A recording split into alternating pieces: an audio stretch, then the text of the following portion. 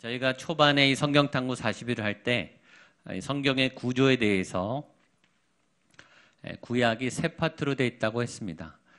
구약의 세 파트는 역사서가 있고 시가서가 있고 예언서가 있습니다. 역사서 안에 모세오경이 있죠. 한번 따라해요. 역사서, 시가서, 예언서, 그리고 역사서 안에 모세오경, 이렇게 큰 세 구조로 되어 있습니다. 제가 역사서를 다 받고 그다음에 시가서를 받고 이제 예언서가 남았습니다. 신약은 복음서로 되어 있고 역사서가 하나 있고 그다음에 서신서, 편지들로 되어 있죠.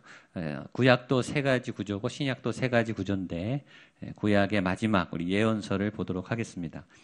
예언서의 전체 줄거리, 거기 줄거리 요약이 있죠. 같이 한번 한 목소리로 읽겠습니다. 시작. 회개를 촉구하고 하나님의 음성을 백성에게 선포한 책들. 회개를 촉구하고 또 약속을 지키는 복의 말씀들을 선포한 그 내용이 예언서입니다.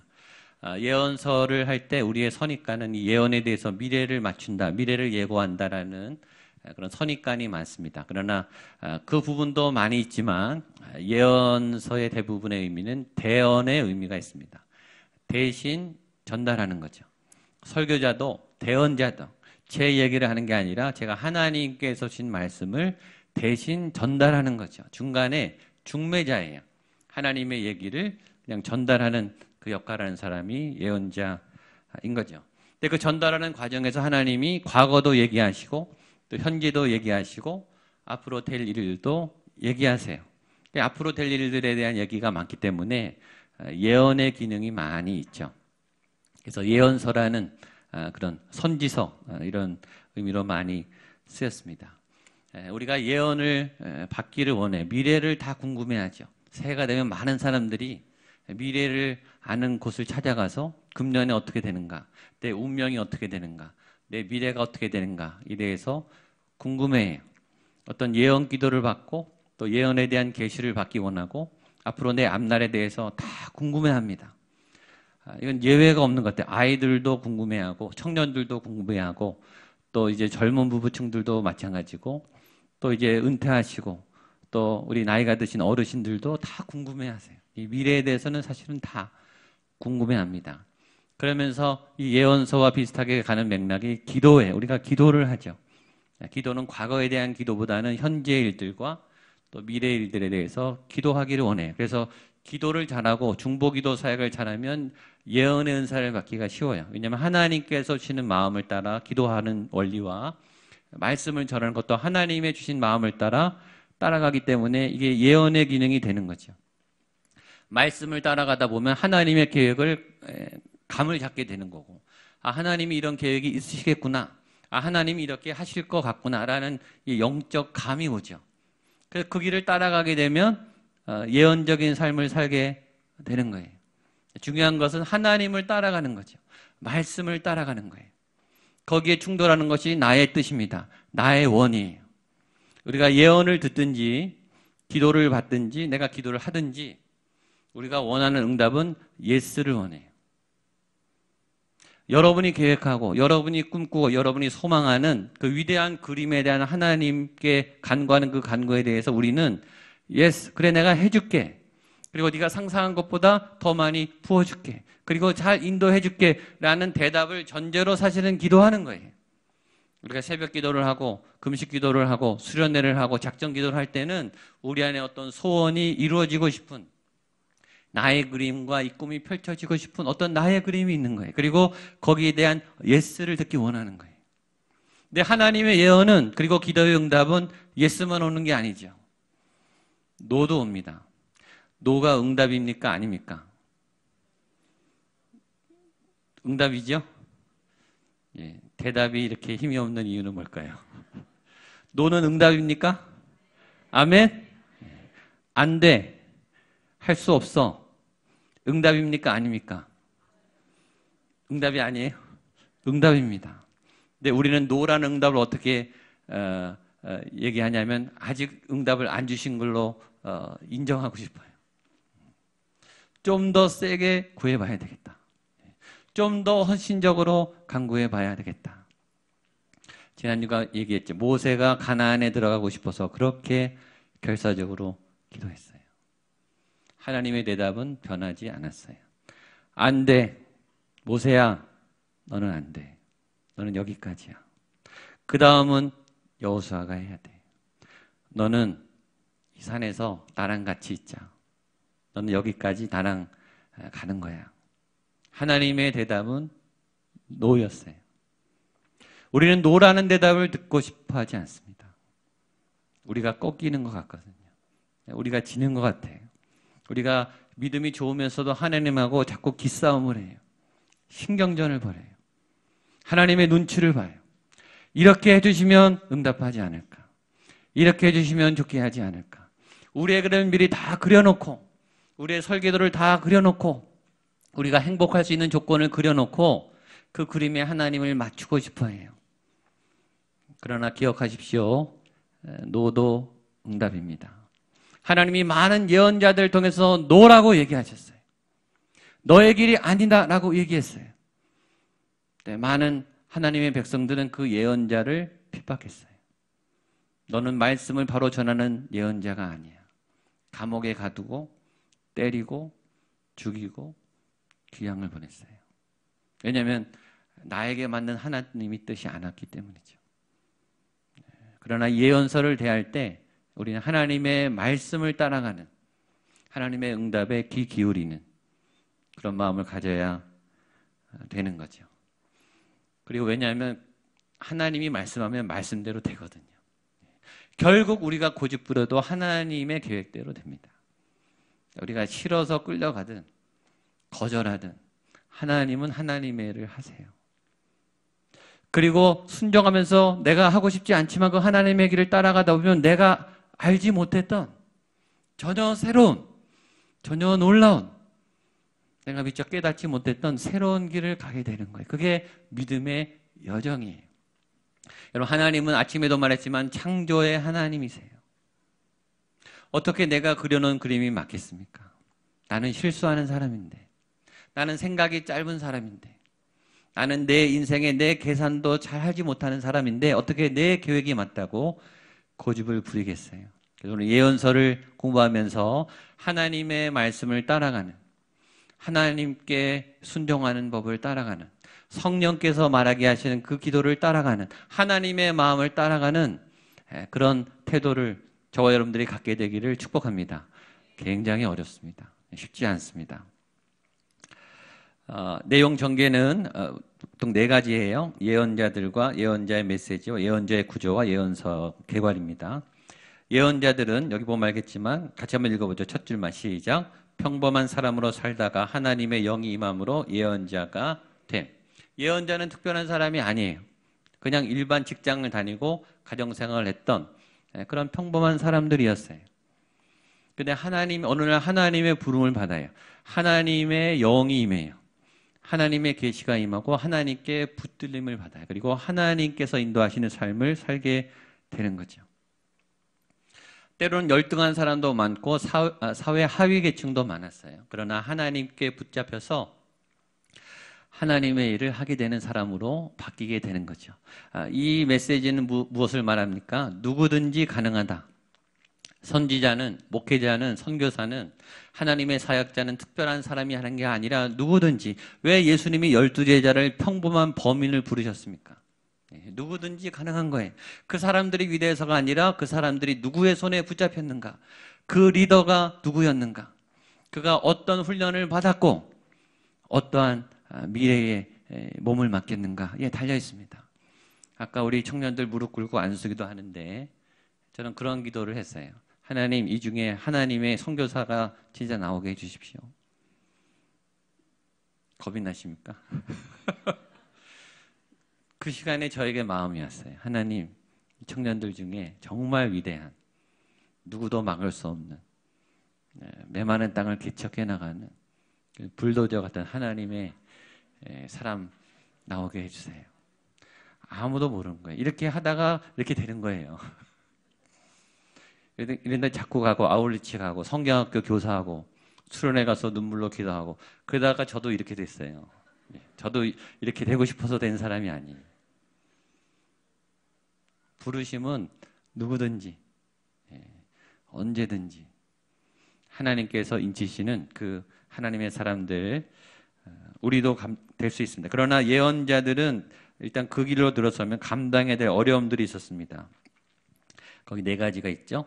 같이 한번 읽어보겠습니다. 1번 시작. 권력자들의 위협. 2번 동족과 거짓 선지자들의 조롱과 핍박. 3번 예언자로서의 삶의 고달픔. 4번 자기 자신의 주장을 포기하는 것. 권력자들의 위협, 외부적인 위협, 이 사회적인 관행이 있고 공동체의 관행이 있고 우리가 가서 선교하고 전도해야 될 그 공동체에 어떤 굉장히 강력한 룰들이 있어요. 근데 하나님의 계획은 사실은 파격적이거든요. 하나님의 말씀은 굉장히 기존의 틀을 깹니다. 굉장히 혁명적이. 예수님이 얼마나 혁명적이세요? 얼마나 혁신적이세요? 새로운 것들을 막 과감하게 밀고 나가시고 타협도 안 하시거든요. 이제 부딪혀요. 굉장히 거센 저항을 부딪힙니다. 두 번째는 동족과 거짓 선지자들의 조롱과 핍박입니다. 특별히 하나님의 사역자로 설 때 제일 힘들게 하는 사람이 제일 가까운 사람이에요. 하나님의 일을 본격적으로 하면 제일 힘들게 하는 사람이 가족이에요. 가족이 가장 좋은 동역자도 되지만 가장 힘들게 하는 이 반대자가 될 수 있어요. 특히 같이 교회를 다니는데 같이 신앙생활 했던 친구가 같이 같은 부서에서 사역하는 같은 부서 선생님이 가장 여러분들을 공격하고 믿음을 방해하는 방해자로 설 때가 있어요. 그걸 잘 헤쳐 나가셔야 됩니다. 세 번째, 예언자로서의 삶의 고달픔입니다. 하나님께 집중하고 또 하나님의 일을 하다 보면은 생활의 기반이 약해집니다. 왜냐하면 전심전력해서 생활에 직장 생활을 하기가 어렵기 때문에 그런 현실적인 부분, 또 재정적인 부분, 건강적인 부분, 시간적인 부분에 대해서 굉장히 어려움을 겪습니다. 네 번째는 자기 주장을 포기하는 거죠. 이게 제일 힘듭니다. 저는 지금도 힘들어요. 제가 목사이고 20년이 넘게 목회를 하고 매일 규태를 하고 기도하고 제가 일주일 내내 하는 게 설교 준비고 교회 영적인 활동이에요. 그래도 이게 어렵습니다. 그러니까 여러분들은 얼마나 힘들겠어요. 사회에서 세상과 함께 살면서 세상에 적응하시면서 그 일을 하게 되니까 정말 어렵죠. 이건 끝까지 내 것을 내려놓고 버린 훈련을 해야 되는 거죠. 이런 것을 보면 예언자들은, 이 선지자들은 많은 희생이 따랐습니다. 그러니까 리더의 권위는 포기의 권위죠. 결국 교회 안에서는 누가 많이 희생했는가? 그 사람에게 영적 권위를 줍니다. 자리가 주지 않아요. 물론 자리도 권위를 주죠. 그러나 그 사람이 많이 섬기는 사람, 밥값 내는 사람, 많이 희생하는 사람, 그런 분들에게 영적인 권위를 주게 돼 있습니다. 2번 같이 한번 읽겠습니다. 이런 어려움에도 불구하고 시작. 이런 어려움에도 불구하고 하나님께 순종하여 말씀을 선포한다는 것은 쉬운 일이 아니다. 어려움과 잘 보여준 예언서가 요나서와 예레미야서이다. 요나는 하나님께서 가라고 하는 방향의 정반대로 갔어요. 니느웨로 가라. 다시스로 가는 배를 탔어요. 제가 여러 번 얘기했죠. 다시스에 갔는데 배가 딱 있었어요. 아, 하나님이 계획을 바꿨구나. 다시스의 배를 탔죠. 잘 갔어요. 그러나 풍락을 만났죠. 요나가 니느웨로 가라. 니느웨는 아수르의 수도입니다. 아수르는 이스라엘하고 민족적인 철철지 원수입니다. 이스라엘 점령하고 이스라엘의 모든 거룩함을 다 난도질한 이 자폰을 만들었어요. 이스라엘이 제일 중요하게 여기는 게 거룩이죠. 다른 이방인들과 거래하지 않습니다. 결혼하지 않아요. 그런데 그걸 강제로 다 섞었어요. 그러니까 이 아수르는 막 일을 가는 거예요. 그러니까 지금으로 말하면 이런 거예요. 우리 나라에서 선교사를 파송하는데 일본의 야쿠자한테 가라. 뭐 이런 거예요. 굉장히 거부감이 있는. 일단 민족 자체를 우리가 싫어하고 아수르라고 하는 민족을 너무 싫어하고 그분의 그 나라의 핵심 진영에 가서 그 난폭한 족속의 핵심 진영에 가서 복음을 전해라. 하나님의 용서와 하나님의 복을 전하라. 이 마음이 싫은 거예요. 예레미야 역시 힘듭니다. 예레미야는 예언이 뭐냐면 우리나라는 망한다. 우리나라는 망한다. 정부 앞에 가서 우리나라가 망하니까 빨리 우리의 주권을 바벨론에게 넘겨라. 그게 예언이었어요. 그러니까 동족이 다 싫어하는 거죠. 너가 어떻게 예언자가 돼서 하나님의 종으로서 어떻게 이 하나님의 나라를 이방 나라에게 넘기라고 예언할 수가 있느냐. 이 나라를 독립시키고 살리기 위해서 너가 부르짖어야지 어떻게 항복하라고 말하느냐. 그러니까 예레미야는 굉장히 많이 얻어맞았어요. 감옥에 가서 모진 매를 맞았어요. 우리나라는 망한다. 우리나라는 망하게 될 거다. 그러다가 정말 망하는 그 비극적인 처참한 광경을 보고 그 폐허더미 위에서 눈물로 예언한 예언이 예레미야 애가죠. 그러니까 누구라도 맡고 싶지 않은, 하나님이 너 이 역할 해. 하나님 나 이거 싫어요. 나 이거 좀 하게 해주세요. 예언자는 그거 할 수 없다는 거예요. 하나님이 맡기면 싫지만, 못할 것 같지만, 마음에 짐이 되지만 그걸 해야 되는 거죠. 그 순종하는 그 뜻 안에서 하나님의 길을 발견하게 되는 거죠. 선지자에게 주신 메시지의 주 내용은 세 가지입니다. 가라, 말하라, 반드시 할 것이다. 일단 가라. 일단 go. 일단 몸이 떠나야 돼요. 몸이 일어나서 그 현장을 가야 돼요. 가는 것이 선지자입니다. 그리고 말해야 돼요. 무엇을 말하는가? 하나님이 내 입에 넣으신 그 말씀을, 이것이 내가 전하고 이해가 되고 말이 되면 얼마나 좋겠어요. 하나님이 그런 말만 하는 게 아니라 엉뚱한 말, 논리적이지 않은 말, 이해할 수 없는 말, 그리고 상식적이지 않은 말, 때로 인륜을 거스리고 국가적인 어떤 이 충성을 방해하는 그런 이상한 말을 하라고 할 때도 말해야 되는 거예요. 하나님과 하나님의 백성 선지자의 관계에 거기 썼습니다. 첫 번째는 하나님이 최고의 권위자시고요. 그 다음에 대부분의 선지자는 순종해서 대언자로서 역할을 수행했고요. 선지자의 권위는 그 사람의 권위가 있는 게 아니라 그 사람에게 임한 말씀의 권위인 거죠. 그 사람 자체가 권위가 있는 게 아니라 하나님의 권위로 서는 거죠. 그러니까 하나님께서 시키신 자리 때문에 거기에 있는 거예요.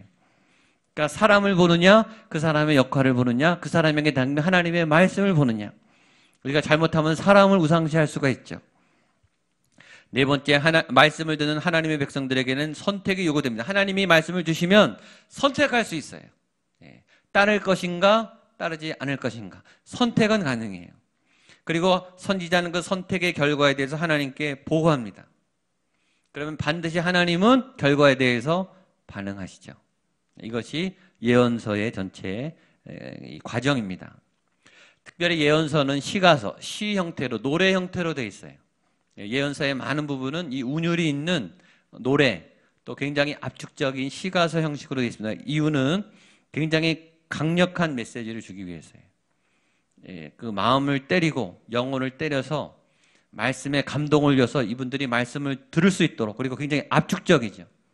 그리고 운율로 들어가기 때문에 굉장히 깊이 들어가요. 하나님의 말씀을 깊이 있게 전달하기 위해서 시적인 운율을 많이 사용했습니다. 그 다음에 알아듣기 쉽도록 함축적인 언어들과 상징적인 심볼, 상징들, 비유, 하나님이 이렇게 하실 것이다. 막 썩은 뱃띠를 주든지, 무화과나무, 터진 웅덩이 이런 것들을 보여주든지 굉장히 알기 쉽게 우리의 현장, 우리의 현실, 우리의 믿음의 상태, 그리고 하나님이 앞으로 행하실 일에 대해서 구체적인 그림 언어로, 시청각으로 아주 메시지를 강렬하게 사용하셨습니다. 그리고 이 시적인 표현은 어떤 신비적인 요소가 있죠. 어떻게 할 것이다, 하리라, 이런 어떤 선언과 이 운율은 우리에게 신비감을 줍니다.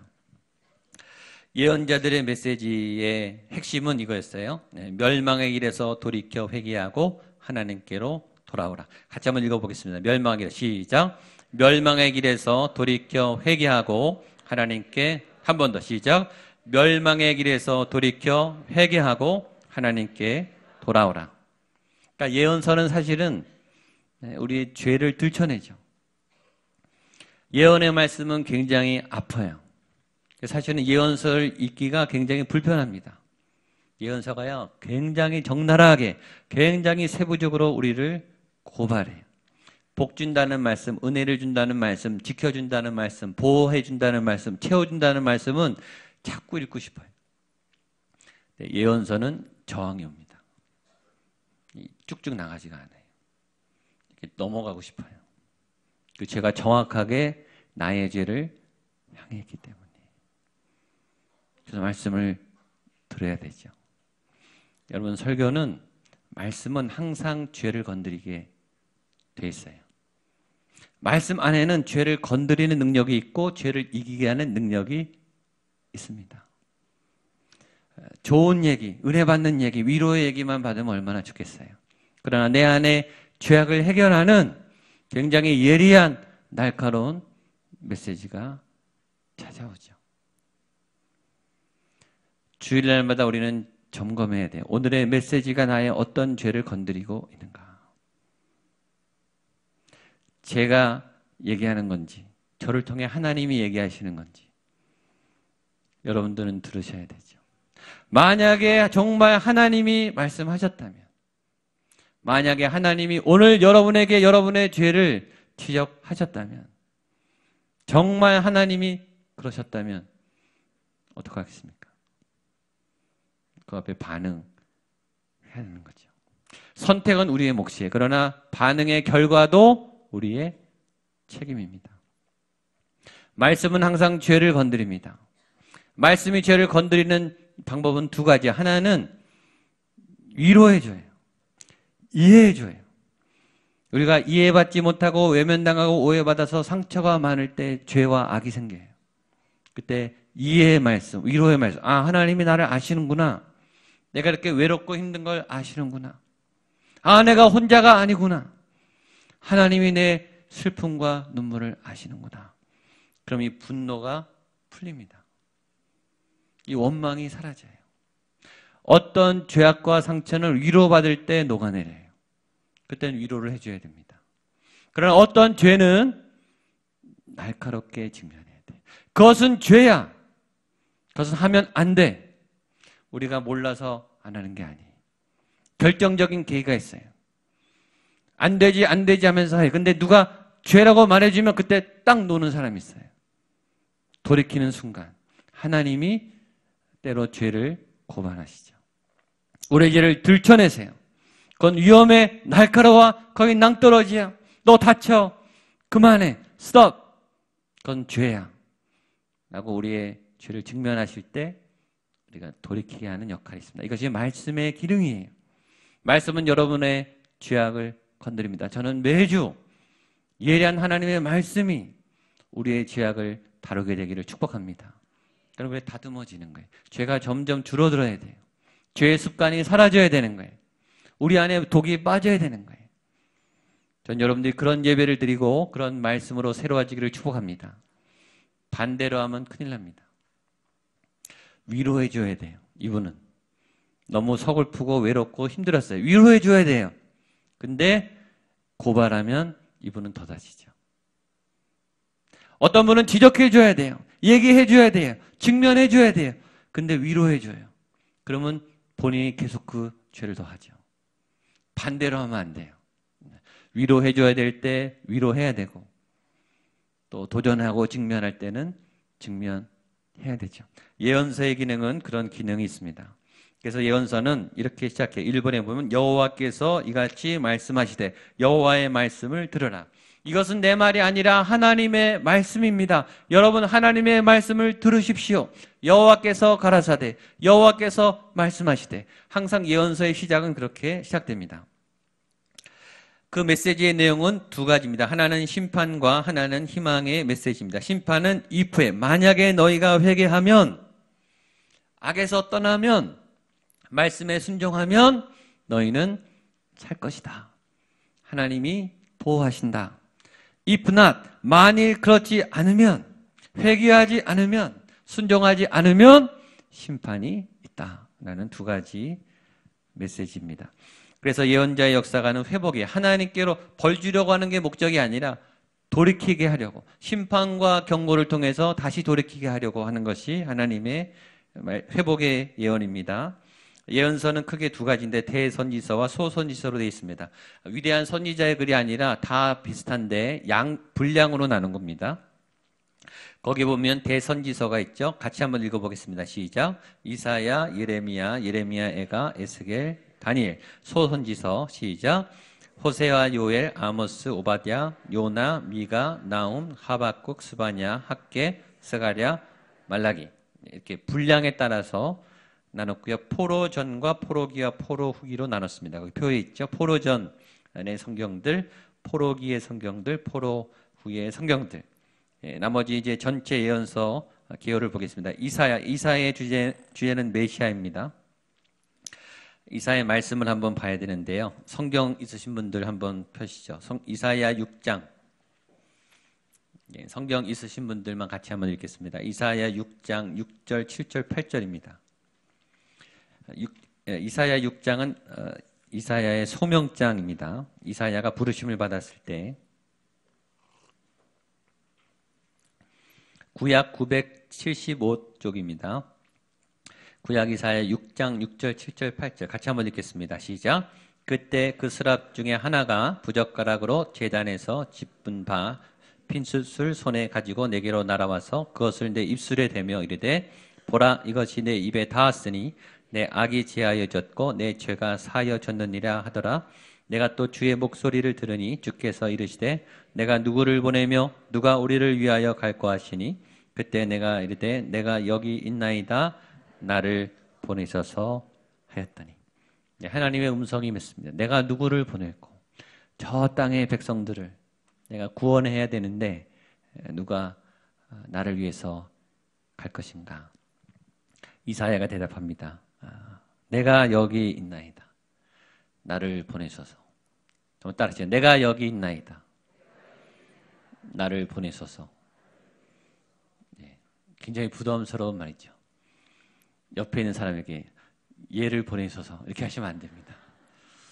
나를 보내소서.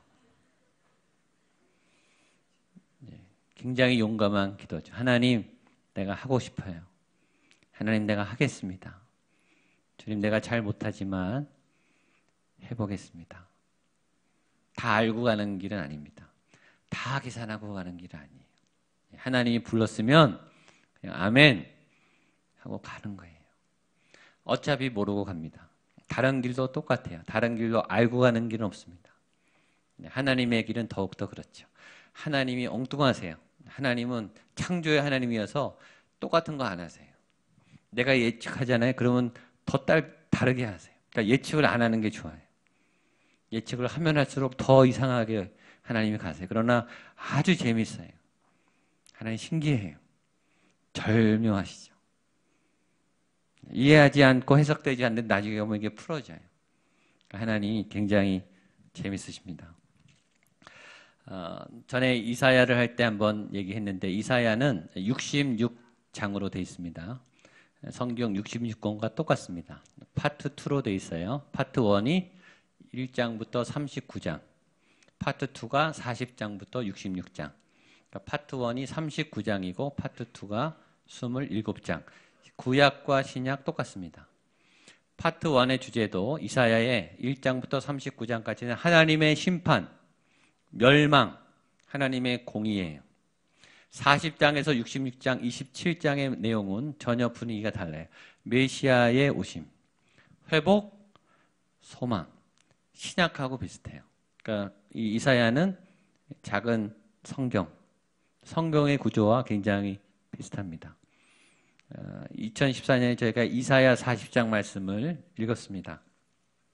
같이 한번 보겠습니다. 그때 저희가 3주에 걸쳐서 이 메시지를 봤는데 구약 이사야 40장 제가 너무나 좋아하고 제가 어디에 가든지 꼭 이 강의를 하고 특별히 목회자 세미나 가서는 마르고 닳도록 이 얘기를 강조합니다. 같이 한번 더 읽어보겠습니다. 구약 이사야 40장 1절로 9절 같이 한 목소리로 읽어보겠습니다. 1014쪽입니다. 구약 이사야 40장 시작. 너희의 하나님이 이르시되 너희는 위로하라 내 백성을 위로하라 너희는 예루살렘의 마음에 닿도록 말하며 그 노역의 때가 끝났고 그 죄악이 사함을 받았느니라 그의 모든 죄로 말미암아 여호와의 손에서 벌을 배나 받았느니라 할지니라 하시니라. 외치는 자의 소리여 이르되 너희는 광야에서 여호와의 길을 예비하라. 사막에서 우리 하나님의 대로를 평탄하게 하라.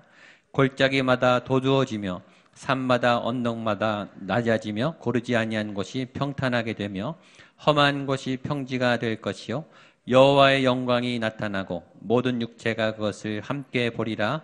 이는 여호와의 입이 말씀하셨느니라. 말하는 자의 소리여 이르되 외치라. 대답하되 내가 무엇이라 외치리까 하니 이르되 모든 육체는 풀이요 아름다움은 들의 꽃과 같으니 풀은 마르고 꽃이 시들면 여호와의 기운이 그 위에 붐이라. 이 백성은 실로 풀이로다. 풀은 마르고 꽃은 시드나 우리 하나님의 말씀은 영원히 서리라 하라. 아름다운 소식을 시온에 전하는 자여 너는 높은 산에 오르라. 아름다운 소식을 예루살렘에 전하는 자여 너는 힘써 소리를 높이라. 두려워하지 말고 소리를 높여 유다의 성읍들에게 이르기를 너희의 하나님을 보라 하라. 아멘. 신약의 메시아의 예언 파트 2 이사야 40장에서 66장에 시작하는 그 파트 2의 제일 첫 번째 이사야 40장 1절로 9절에 하나님이 이사야 하나님의 종을 통해서 세 가지 부탁을 하세요. 위로하라, 길을 내라, 선포하라. 기억나시죠? 한번 따라하시죠. 위로하라, 길을 내라, 선포하라. 한 번 더 위로하라, 길을 내라, 선포하라. 이 세 가지 메시지를 영적 리더에게 주셨습니다. 위로하라, 내 백성을 위로하라. 길을 내라, 광야에 여호와의 길을 내라. 선포하라, 하나님의 말씀을 선포하라. 이 셋 중에 제일 중요한 것은 선포하라입니다. 말씀이죠. 그러나 말씀이 아무리 좋아도 마음이 열려야 말씀을 받습니다. 문이 열려야 말씀이 들어가죠. 길가에 떨어진 씨앗은 아무리 씨앗이 뿌려져도 말라요. 굳어진 마음, 강팍한 마음, 세상에 빼앗긴 마음, 단단하게 돌같이 굳어진 마음 안에는 말씀이 들어가지 않아요. 그런 사람들은 어떻게 해야 되는가? 위로해야 돼요. 마음을 만져줘야 돼요. 사람들을 만날 때 마음을 만져주십시오. 하나님이 말했죠. 너희는 마음에 닿도록 말해라. 그 영혼의 고통을 향해 말해라. 그가 얼마나 힘든지, 얼마나 외로운지, 얼마나 고민이 많은지 그의 고통을 먼저 만져줘라. 두 번째, 그리고 길을 내라. 하나님의 길을 내라. 말씀의 길을 내줘야 된다. 말씀이 들어가야 되잖아요. 말씀을 받을 준비가 안 돼 있는 황폐한 영혼, 찢어지게 고통스러운 영혼, 가난한 영혼들에게는 말씀의 길이 열려야 됩니다. 삶의 길이 열려야 돼요. 세 번째, 말씀을 선포하라. 말씀은 읽기도 하지만 선포하는 거예요. 말은 말하면서 배우듯이 말씀은 말씀을 전할 때 능력이 나타납니다. 여러분의 입술에 말씀의 능력이 담기게 되기를 축복합니다. 제가 늘 말하죠. 내 말을 하면 내 능력이 나가고 내가 하나님의 말씀을 말하면 내 입을 통해 하나님의 능력이 나갑니다. 저는 여러분들의 입술에 하나님의 말씀의 능력이 나가게 되기를 축복합니다. 말씀을 자꾸 읽으시고 말씀을 자꾸 선포하시고 말씀을 자꾸 가르치시고 말씀을 자꾸 나누셔야 돼요. 간증을 하시고 말씀을 증거하시고 그것도 못하겠어 말씀을 계속 읽으세요. 한 번 읽는 게 아니라 두 번, 세 번, 10번, 50번, 100번 읽어보세요. 말씀이 임합니다. 말씀이 능력이 나타나요. 여러분 말씀의 능력을 믿으세요. 말씀을 선포할 때 두려움이에요. 왜냐하면 안 이루어질 수 있거든요. 하나님이 알아요. 그래서 너는 두려워하지 말고 높은 곳에 올라가서 힘써 소리를 높여라. 말씀은 믿음으로 선포하는 거예요. 베드로는 사도행전 3장에 한 번도 안진뱅이를 일으켜 본 적이 없어요. 그러나 금과 은은 내게 없지만 나사렛 예수 그리스도 이름으로 일어나 걸어라. 주신 말씀을 따라 선포했어요. 안 일어날 수 있죠. 못 일어날 수 있죠. 그건 하나님께 맡기는 거예요. 안 일어나면요 하나님 책임이에요. 여러분 책임이 아닙니다. 여러분 선포하고 순종하면 되는 거예요. 하나님은 그걸 봐요. 열매가 어땠느냐, 결과가 어땠느냐가 아니라 순종했느냐가 열매예요. 여러분의 그 믿음의 여정 자체가 열매예요. 지금 여러분 고난 중에 있지만, 해결이 안 됐지만, 그러나 순종하고 있으면 열매가 많은 거예요. 여러분 그 믿음을 따라가게 되기를 바랍니다. 예레미야는 새 언약에 대한 말씀이고요. 에가는 슬픔과 희망, 아카, 제목이 아카입니다. 어떻게? 하나님 어찌 이런 일이? 이런 거죠. 어떻게 하나님의 백성이 망할 수 있습니까? 어떻게 하나님의 성전이 파괴될 수 있습니까? 전능하신 여호와의 궁전이 어떻게 회파될 수 있습니까? 있을 수 없는 일이 일어난 거예요. 여러분이 죄를 지면 있을 수 없는 일이 일어난 거예요. 아카, 어떻게 이런 일이? 하나님의 백성이 어떻게 이런 일이? 하나님이 탄식하시는 거예요. 아침에 설교처럼 요셉이 통곡하듯이. 우리가 죄를 지을 때 하나님이 통곡하세요. 그 마음이죠. 에스겔은 이상입니다. 새로운 성전과 예배가 회복되죠. 다니엘은 너무나 잘 아는 승리. 1장에는 배경과 프로뎀과 식사를 거절하는 게 나오고 2장에는 느부갓네살의 금신상이 나오고 3장에는 풀무불 사건, 우리가 잘 아는 그리 아니하실지라도의 고백이 나옵니다. 6장에는 사자굴. 전에 말했지만 다니엘은 7왕을 이어서 총리가 된 사람이에요. 왕이 바뀌면 총리가 바뀌는 거죠. 그건 당연한 거죠.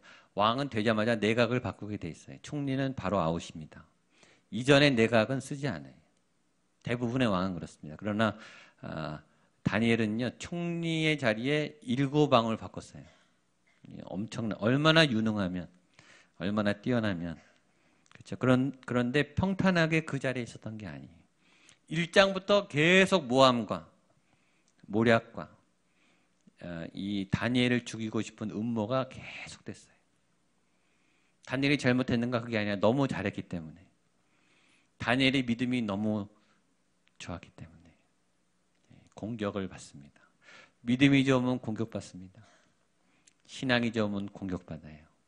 그러나 그럼에도 믿음을 꼭 지키시면 좋겠습니다. 호세아의 주제는 사랑이고요. 특별히 호세아 6장에 힘써 여호와를 알자. 이 여호와를 알자는 것은 성경 공부하자 이게 아니에요. 이 알자는 체험적 지식입니다.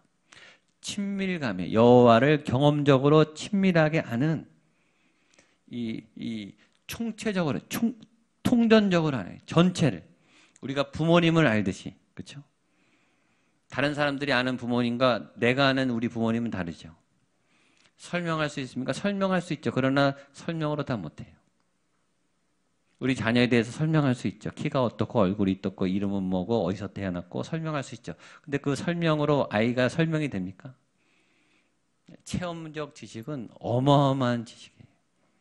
하나님을 안다는 것은 그런 거예요. 하나님을 체험한 지식. 저는 여러분들의 하나님을 체험한 지식이 가득하게 되기를 축복합니다. 그러니까 하나님과의 이 인생, 이 에피소드가 많아야 돼요. 그게 간증이 많은 사람이에요. 하나님하고 할 얘기가 많은 사람. 하나님에 대해서 할 얘기가 많은 사람. 그런 사람이 믿음이 많은 사람이에요. 세상 얘기 할 게 많고 딴 얘기, 과거사, 쓸데없는 얘기가 아니라 하나님하고의 경험이 많은, 간증이 많은, 힘써 여호와를 아는 지식이 충만한 여러분 되시기를 축복합니다. 요엘은 성령에 대한 예언, 사도행전에 다시 나오죠. 아모스는 정의고요. 오바댜는 에돔을 경고했습니다. 요나는 선교, 미가는 신앙 실천, 나홈은 니느웨에 대한 경고, 하박국은 믿음으로, 오직 믿음으로, 바울이 로마서에서 인용했고 루터가 이것으로 신앙, 종교개혁을 일으켰습니다. 스바냐는 남은 자 사상, 학계는 성전 재건했고 스가랴는 이상, 스가랴와 에스겔이 통합니다. 하나님의 성전이 회복되고 성전 예배가 회복됩니다. 말라기는 온전한 순종, 하나님은 언약을 반드시 지키신다. 하나님은 약속에 순종하는 자에게 복을 주시고 약속을 어기는 자는 반드시 심판하신다. 그러므로 온전히 순종하라. 그러면서 신구약 중간기 이 말씀이 400년 동안 끊어졌다가 이제 신약의 시대가 찾아오죠. 이제 구약의 전체 예언서를 마쳤습니다. 예언자적 삶을 산다라는 것은 하나님의 말씀에 서서 말씀을 따라가는 삶을 사는 거예요.